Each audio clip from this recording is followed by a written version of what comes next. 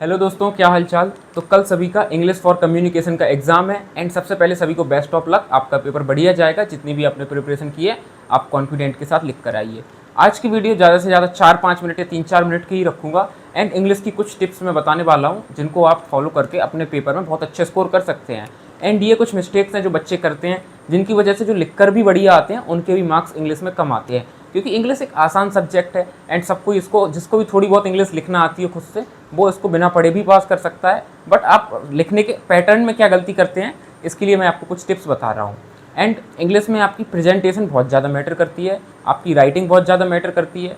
जैसे आप कोई अदर सब्जेक्ट पढ़ रहे हो जिसमें डेरिवेशंस और न्यूमेरिकल थ्योरी ज़्यादा हो तो उसमें राइटिंग कम मैटर करती है, बट इंग्लिश में राइटिंग प्लस प्रेजेंटेशन जो है काफ़ी ज़्यादा मैटर करता है। तो चलिए बिना किसी देरी के स्टार्ट करते हैं कि आपको इंग्लिश का पेपर अटैम्प्ट कैसे करना है। तो डायरेक्ट बता रहा हूँ बिल्कुल आसानी से। जो आपके स्टार्टिंग के 2 क्वेश्चन होंगे, फर्स्ट का ए और बी पार्ट मतलब 14 मार्क्स एंड सेकंड क्वेश्चन आपका जो होगा उसके भी ए और बी पार्ट, ये कंप्लीट आपका ग्रामेटिकल क्वेश्चन आते हैं।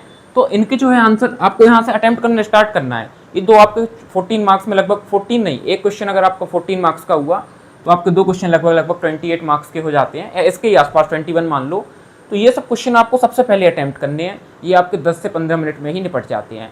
प्लस इनके आंसर कैसे लिखना है याद कर लेना। जैसे कुछ फिल इन द ब्लैंक्स हो, जैसे क्वेश्चन 1 का आपने ए पार्ट किया, बी पार्ट किया, सी पार्ट, तो कई लोग इन सब में क्वेश्चन लिखने लग जाते हैं। तो क्वेश्चन मत लिखना। जैसे फर्स्ट का आंसर कुछ भी है, ए है, मतलब सपोज दी आना है फर्स्ट की जगह, तो सीधा क्वेश्चन 1 का ए और दी लिख दो।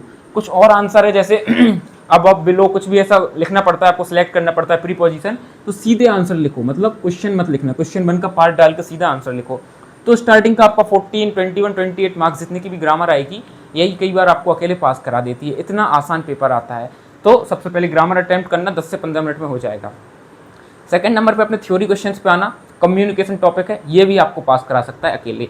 तो सेकंड नंबर पे कम्युनिकेशन के जो 3-4 क्वेश्चन है, सॉरी कम्युनिकेशन लिखा है, what is communication, process of communication, barriers of communication, types of communication, ये 4 क्वेश्चन है। इन 4 में से ही क्वेश्चन आते हैं। ये क्वेश्चन अटेम्प्ट कैसे करना है, कभी भी कंप्लीट एक पैराग्राफ में आंसर मत लिखना। कम्युनिकेशन में जैसे आपसे पूछा गया what is communication, right, advantages, disadvantages, ये सब लिखने को आया, तो हमेशा इंग्लिश में हेडिंग बहुत इंपॉर्टेंट है। सबसे पहले आप लिखेंगे व्हाट इज कम्युनिकेशन, तो आपने सबसे पहले हेडिंग डाली कम्युनिकेशन, एक बढ़िया सुंदर सी हेडिंग डालना, इसको अंडरलाइन करना, फिर 5, 6, 7, 8 लाइन जितना आपको लिखना है आपने कम्युनिकेशन के बारे में लिखा। फिर अगली आप हेडिंग डालेंगे जैसे एप्लीकेशन या यूजेस ऑफ कम्युनिकेशन, अगला आप डालेंगे यूजेस ऑफ कम्युनिकेशन। तो आप यूजेस में कम से कम 3 से 4 पॉइंट में लिखेंगे, 2-2 लाइन करके, ताकि बढ़िया गैप में दिखे आराम से।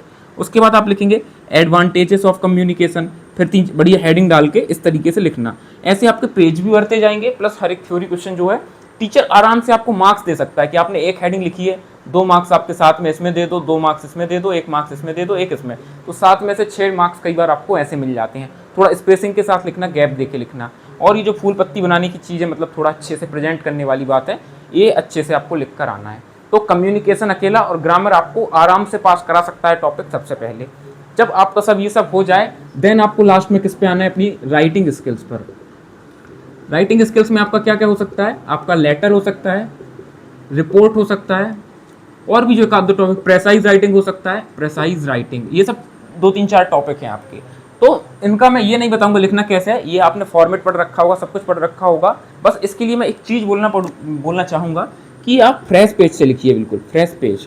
ऐसा नहीं करना है कि जैसे आपका कम्युनिकेशन 1 पेज है, ऐसे 2 पेज हैं कॉपी के, ये सपोज 2 पेज हैं, तो आपका कम्युनिकेशन वाला पार्ट इधर से खत्म हुआ, आपने रिपोर्ट लिखना इधर से चालू कर दी, तो आधी रिपोर्ट इधर लिख दी, आधी इस पेज पे। ऐसा मत करना। राइटिंग स्किल्स का कोई भी पार्ट हो आपको फ्रेश पेज से इधर से स्टार्ट करना है। इतना गैप अगर छूट रहा है, छूट जाने तो कोई दिक्कत नहीं है, बट अपना फ्रेश पेज से स्टार्ट करना। और सेकेंड चीज़, अगर आप लेटर लिख रहे हैं, लेटर लिखना नहीं आता है तो खाली अगर आपको फॉर्मेट भी लिखना आता है, इनमें से किसी का फॉर्मेट भी लिखना आता है, जैसे फॉर्मेट आपको बिजनेस लेटर लिखना है, उसमें आपको sender address, receiver address, subject, topic, इतना भी लिखना आता है ना, कुछ कुछ इतना भी लिख के आना। सिर्फ इतने के भी आपको 7 में से आराम से 2 से 3 मार्क्स जो हैं मिल जाते हैं। 4 मार्क्स आपके जो है बॉडी ऑफ द कंटेंट के होते हैं, बट 2 से 3 मार्क्स आपके फॉर्मेट के होते हैं। तो कई लोगों ने फॉर्मेट याद कर लिया होगा, तो अगर टाइम की कुछ कमी वगैरह पड़ जाए तो आप फॉर्मेट वगैरह भी लिख कर आना, आपको फुल मार्क्स मिलेंगे। तो बस इतनी कुछ टिप्स थी, इससे ज़्यादा इंग्लिश बहुत इतना बड़ा सब्जेक्ट भी नहीं है कि इसके लिए बहुत ज़्यादा टिप्स या ज्ञान दिया जाए। एंड थर्ड थिंग, जिसने बहुत ज़्यादा जो कोई पढ़ के ना जाए, तो क्वेश्चन इतने आसान होते हैं कि आपके दिमाग में जो आ रहा हो आप अपनी तरफ से भी लिखेंगे तो भी आपको मार्क्स मिलेंगे। और डे टू डे जनरल चीज़ें, जैसे कम्युनिकेशन की क्यों ज़रूरत पड़ती है, ये सब टाइप की जो चीज़ें हैं ये सब आप लिख सकते हैं। एक क्वेश्चन आता है प्लानिंग, एडिटिंग और ड्राफ्टिंग क्या होती है, पढ़ लेना। एक आसान सा क्वेश्चन है, ये भी आपको 7 मार्क्स दिला सकता है। पहले किसी चीज़ को प्लान करते हैं, फिर उसको ड्राफ्ट करते हैं, फिर उसको एडिट करते हैं किसी चीज़ को, ये तो बिल्कुल नॉर्मल सी चीज़ें होती हैं, ये सब आपको इन सब की नॉलेज होनी चाहिए। तो बस आज की टिप्स में इतना ही था, इससे ज़्यादा मैं कोई फालतू बात नहीं करूँगा। बस आपने अगर लिख के आज प्रैक्टिस नहीं की है, अगर आपके पास अभी टाइम है तो 7, 8, 10, 15, 20 पेज इंग्लिश लिख के थोड़ी सी प्रैक्टिस कर लेना, क्योंकि पेपर में इतनी अगर आपको लिखना पड़ेगा तो आपका हाथ नहीं चलेगा। ये पहली चीज़ हो गई। जिसने लेटर वगैरह पढ़ा है ये एक आध दो लिख के देख लेना, डायरेक्ट पेपर में जाके लिखोगे तो फॉर्मेट वगैरह भूलने लगता है, तो इसकी प्रैक्टिस कर लेना। तो बस आज की वीडियो में इतना ही था। अगर आप ये सब टिप्स फॉलो करते हैं तो आप ना सिर्फ पास होंगे बल्कि बहुत अच्छा स्कोर कर सकते हैं। इंग्लिश के एग्जाम में A+, करने का बहुत अच्छा स्कोप होता है, एंड ये आपकी CGPA को भी आराम से उठा देगा, बिकॉज आसान सब्जेक्ट है। तो बस आपको ये टिप्स ज़रूर फॉलो करनी है। एंड आज की वीडियो में इतना ही था। सभी को मेरी तरफ से बेस्ट ऑफ लक। कल आपका एग्जाम है, कॉन्फिडेंस से अपना पेपर लिखिए, आप जरूर अच्छे मार्क्स लाएंगे।